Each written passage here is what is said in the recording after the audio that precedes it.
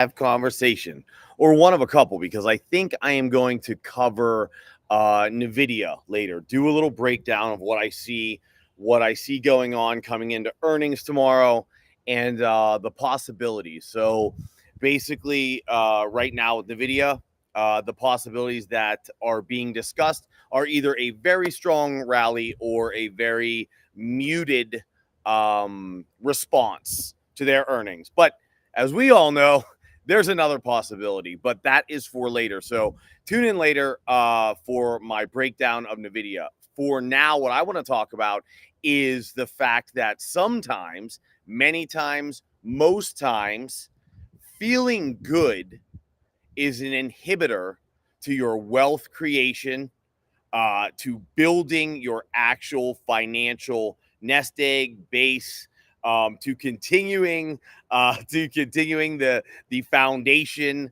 of that nest egg, that base, that retirement fund, that home fund, that college education.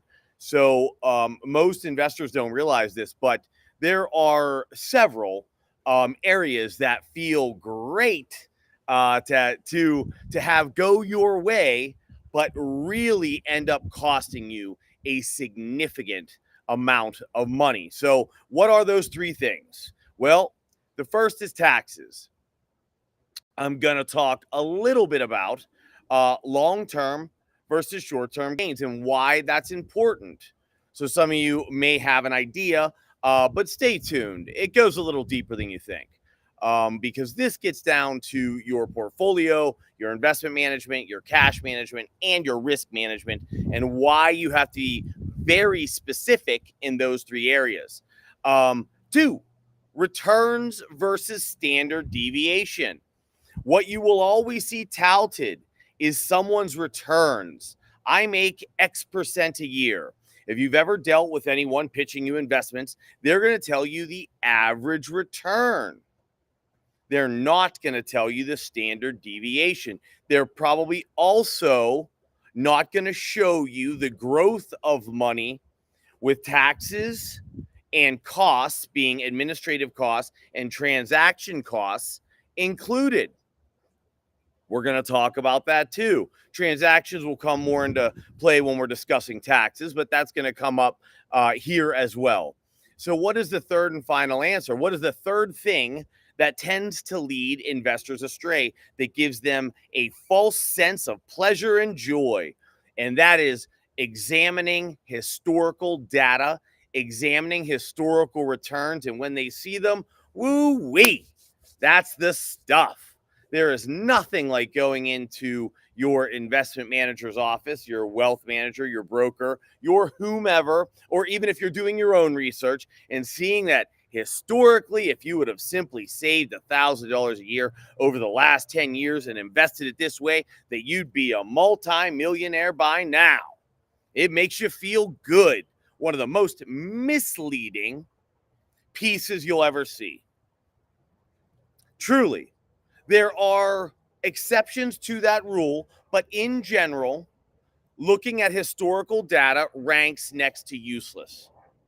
Unless you're looking at the actual process that took place, evaluating that process, taking a look at who the manager was, what their belief system is, and how did it change? Did any shifts occur? Or did they stand by that conviction over the time frame you're looking at in that historical data? Because if any of those things had changed, then naturally the return had changed. The increase in the dollar had changed, like the increase in your wealth. So let's start with number one. And we're not going to go incredibly deep into this. I'm not a CPA. I'm not pretending to be. I'm not a tax advisor, and I'm not pretending to be. But what I am is someone who has been investing for 25 years, professionally for 17, 18, 17, 18, whatever you want to call. When I was a wealth planner, financial advisor, stockbroker, I had a lot of names. For half of that time, I worked with two of the biggest firms on Wall Street. And for the other half, I worked under my own roof. I became very, very good at what I did. And life, as you'll find if you're a little younger, will sometimes take you in a different direction, because that was the starting point for me. That was the place I began my career and began learning about finance, investments, and all the stuff we're about to talk about now. So, taxes, long term versus short term, and what affects those two tax situations. So, first off, long term gains, that's the money that you make. A long term hold is anything over 12 months. So, if you hold anything for longer than 12 months, you're holding it long term. Anything under 12 months, you're holding that investment short term. These two things in the United States are taxed very differently. Okay. Your long term gains are right now taxed between 15 and 20%. Your short term gains are taxed in your income tax bracket. So if you make money, if you're in a high income bracket, so 35%, and you live in a state that has taxes, your short term gains are going to cost you about 50%. So if you make $100,000, you'll give Uncle Sam in the state 50,000 of those dollars. Long term, you're going to pay 15 to 20% in overall tax base. Now, again, check with your CPA or your accountant. Da da da da da da da da. I am not those things. I have to say that it's so silly because I already have. But what I want you to understand here is this affects your risk management, your cash management, and your investment management. Why and how? Because let's take a look at what it would do to an account. So let's say you start off with $500,000. You're 45 years old, wife, family, kids. This is your retirement account. Also, what account are you trading it in? That's for another day, though. That's for another conversation. For today, we're going to assume that you're trading in an account that is taxed on an annual basis. Okay. So if you have an IRA, a Roth IRA, a SEP IRA, any type of individualized account outside of a 401k, because it has limited options, anything outside of that arena, you're going to pay taxes on an annual basis. Now, if you are, and you start with this $500,000 and you double your money, right? You go from 500,000 to 1 million, and you have done that. Let's not call it day trading. Let's call it swing trading. So your turnover is probably somewhere around 5% a day, right? So it's, I don't know, 15% bi-weekly, something like that. I mean, just kind of averaging out here. So really you're looking at, predominantly short-term capital gains. Most of the gains in there are going to be short-term, if not all. So let's pretend it's all. Your 500,000 grows to 1 million. You pay Uncle Sam, you pay your state taxes, you cover everything. Your 500,000 grew to 750,000. That's a 50% return. Amazing. Okay, amazing. How much work did you have to put in to do that? How much effort did it take? How much time did it take? How much research did it take to make this 50%? Because if you were a long-term holder, really just looking to miss, most major bear markets or anything that that would exceed in your mind a 10% drop in price.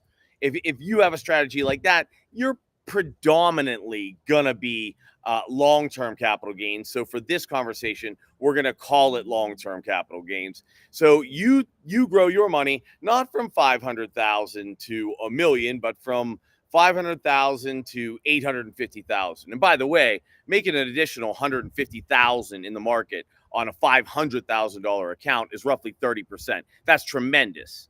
So if you're doing 850,000 long term and you're doing 1 million short term, you are tremendous at what you do short term. Just FYI for anyone out there that's thinking that's not much more money. That is a fortune more money. Okay, that is almost 3% a month.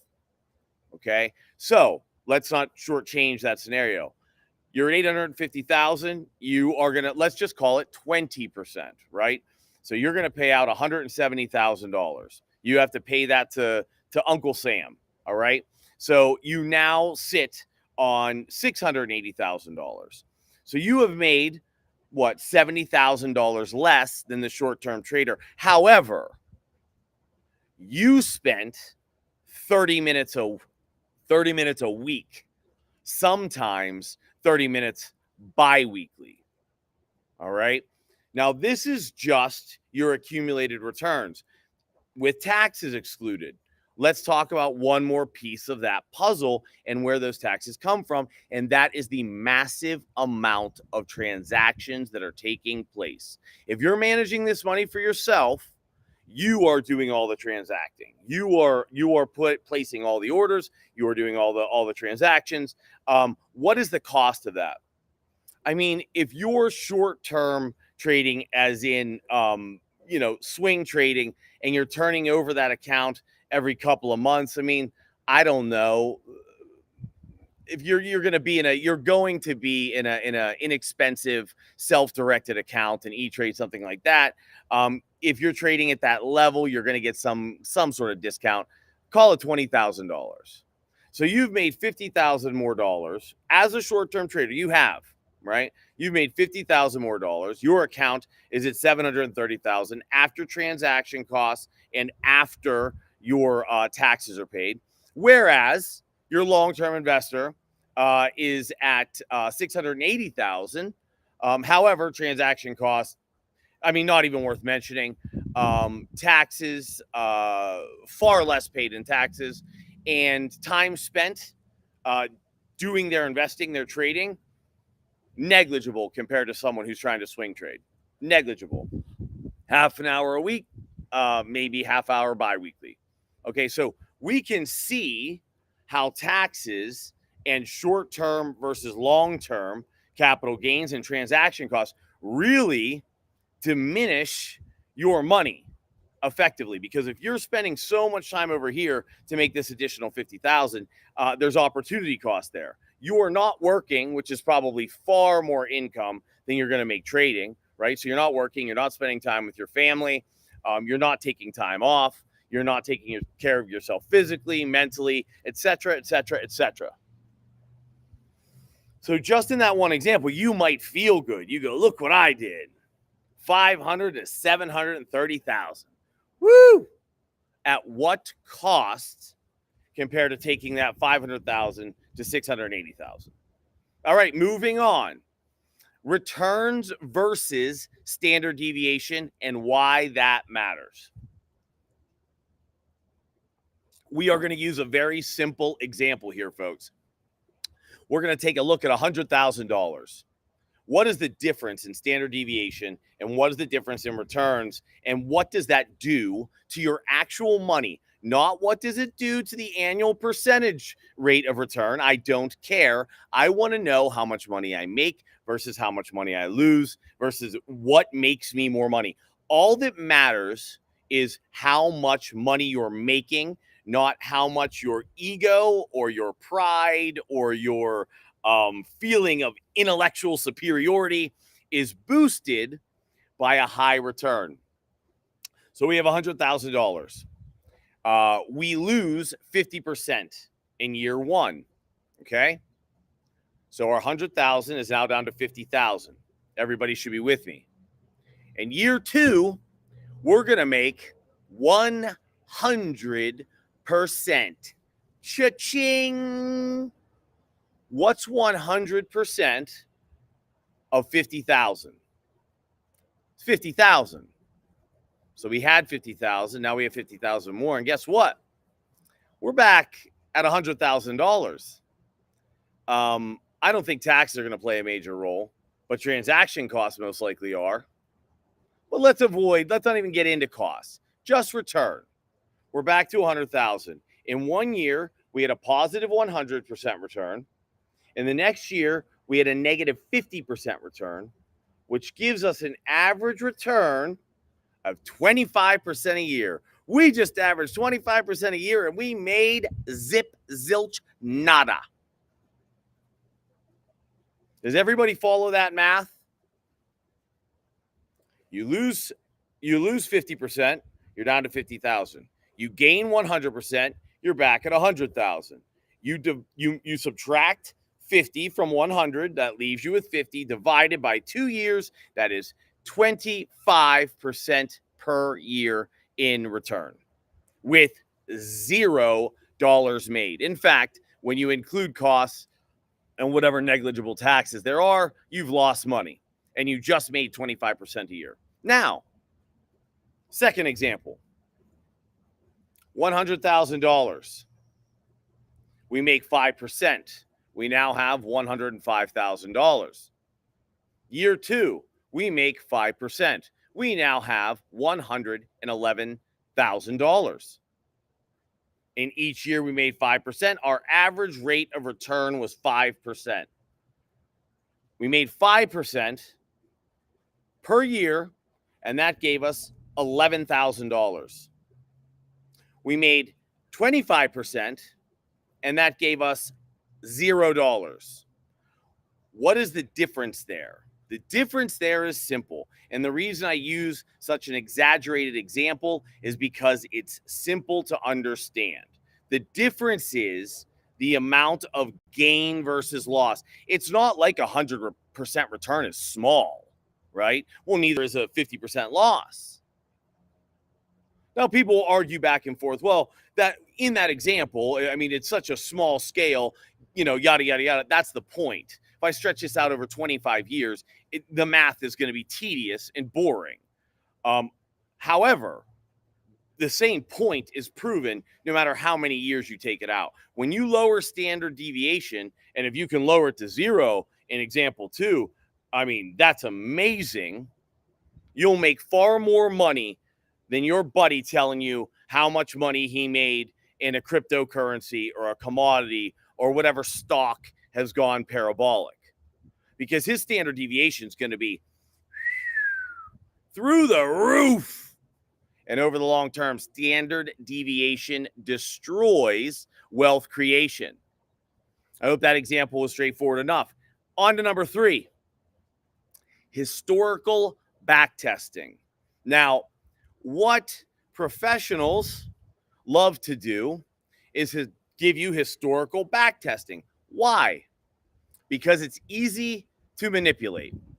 If they give you historical backtesting and they talk about the returns, the worst day, the best day, the worst year, the best year, etc., they're using that backtesting to make you feel good. Look how good that feels.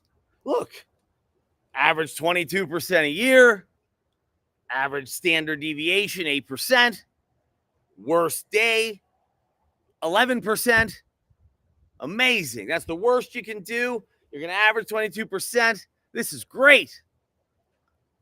Now, let's talk about what you would really do if you were evaluating a fund or anything, doing an historical backtest. You would make sure that there wasn't a change in management. Number 1, there wasn't a change in strategy. Number 2, number 3, the process itself. So the overall strategy could still be a growth strategy, but what have they changed within that strategy? Did they move to a tactical asset allocation, a sector rotation? Has any of that changed? Because if you're looking at historical backtesting, you have 2 things working against you. The first is, if any of those have changed, that historical backtesting is now trash, period. So that's the first thing you have going against you. The second thing is that market no longer exists. For example, right now, we are in a very trend-following, speculative stock market, focused on tech and even more narrowly focused on AI. This market has never existed before. To do an historical backtest 5 years from now on this market is going to be ridiculous. If you had done historical backtesting on this market before 2019, I assure you it was not a beacon of light. So we live in a different market structure, different market dynamics, different market behavior. than we ever have before, almost at any given point. Now, why or how can historical data be pertinent and helpful? Well, I mean, based on what I just told you. So, one, if I'm looking at historical data over the last year, we're primarily in that same market cycle. Okay. If I'm looking at that. Two, am I evaluating whether the management has changed, whether the fund objectives has changed, or whether the strategies inside the fund have changed? If those things have remained constant and you're looking back a year, just realize that you're only looking back a year, right? But that's a very easy way to jump on trend. So if you're unsure, well, how do I jump on this trend? So the trend now has been going for several years, but I'm now ready to get involved, which honestly, if you're now ready to get involved after prices have reached these levels, that's something else you need to think about, because you're again looking to make yourself feel good based on historical returns, not the substance. We don't want to pay attention to returns. We don't want to pay attention to price. We want to look at substance. And so however, let's just what if this thing. You say, I just want to find the latest market trend. You could do historical backtesting for the last 3 months. You'll know the trend. You'll know what's moving quickest, what's falling, furthest. It's easy to be a trend follower. That is not difficult. That is not what I do. That's not what I believe in myself. However, it can be done, and that is a way that historical backtesting does make sense and can work. So I think that was pretty good for today. All right. So we covered a few areas that make you feel amazing, but actually can be more detrimental to your finances and the wealth accumulation that you're trying to accomplish than any misstep in, you picked the wrong fund, you chose the wrong investment. These 3 areas are the 3 areas that I found in 20 years affected people the most. And really, they felt great about it, which is sort of insane when you think about it.